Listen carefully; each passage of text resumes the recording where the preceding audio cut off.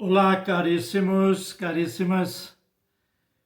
Hoje nós vamos continuar falando sobre Paulo, as suas cartas. Paulo foi o apóstolo que criou a comunicação escrita no Novo Testamento. Ele que começa a escrever para as comunidades que ele foi fundando, as comunidades que ele foi levando a palavra de Deus e fazendo-as acreditarem em Jesus Cristo e acreditarem do jeito certo. Então, todas as cartas de Paulo, todas, são anteriores aos evangelhos. Foram escritas antes dos evangelhos, foram escritas antes dos Atos dos Apóstolos. Por que nós sabemos que ela foi escrita antes dos Atos dos Apóstolos? Muito simples, porque os Atos dos Apóstolos foram escritos por Lucas, que já tinha escrito o seu evangelho. E o evangelho de Lucas é depois das cartas de Paulo. É simples. E todas são de cunho pastoral. Todas as cartas de Paulo, elas são de cunho pastoral. Por isso que é importante ter um mínimo de conhecimento das comunidades para as quais ele está escrevendo, porque ele está escrevendo para comunidades específicas. Paulo não tem a ideia de escrever para o mundo, até o fim do mundo na época deles, era na região de Santiago de Compostela, na Espanha. Ele não tinha essa intenção, ele tinha a intenção de orientar as comunidades por ele formadas. Era uma espécie de animação diante dos problemas que eles estavam vivendo. Então, ele as orientava dentro daquilo que ele ouviu falar de Jesus e daquilo que ele soube que Jesus falou. Como perseguidor dos cristãos, ele ouviu muitas pregações dos apóstolos. E como bom entendedor e uma pessoa culta, ele assimilou muita coisa muito rápido. Então, ele escreveu todas as suas cartas em grego, mas dentro de uma cultura judaica que ele tinha, né? Ele era um doutor, um fariseu de carteirinha, um doutor. Ele tinha um conhecimento da lei, um conhecimento do judaísmo profundo. Então, e nas suas cartas ele está sempre citando o Antigo Testamento, porque ele conhecia muitíssimo bem o Antigo Testamento. E para ler as cartas de Paulo, é interessante a gente não ler como elas estão disponíveis na Bíblia. A Bíblia, São Jerônimo, principalmente, fez uma classificação das cartas de Paulo da maior para a menor. A maior carta vem primeiro, depois a outra menor, até aquela bem pequenininha ser a última.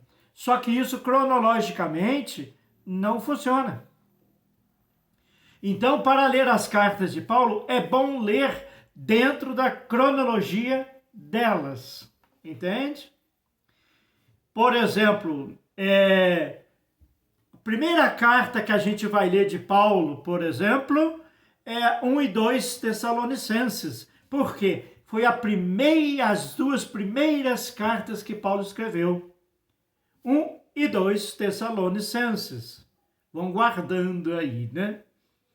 Depois, a segunda carta, a terceira, né, carta a ler de Paulo, é a carta aos Colossenses. Foi a segunda comunidade que Paulo escreve para ela. Depois, 1 e 2 Coríntios. seria a terceira etapa. A primeira e a segunda aos Coríntios.